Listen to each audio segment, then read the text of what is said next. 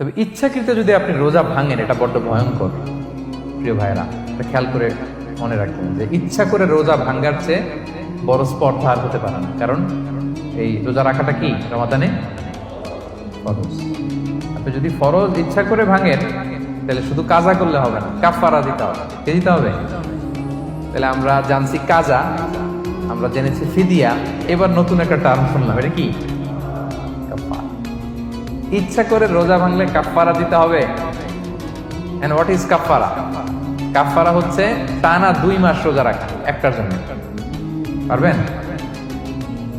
রমজানেরটা রাখতে তো খবর হয়ে যায়, কি বলেন?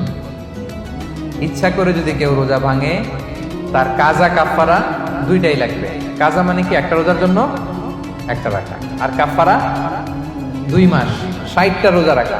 60 খবর আছে।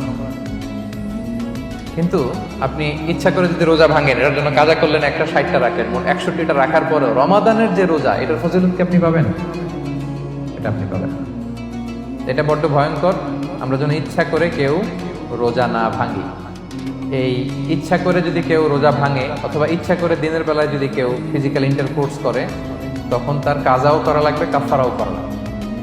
এই ভুল যেন আমরা কখনো না করি, মনে থাকবে।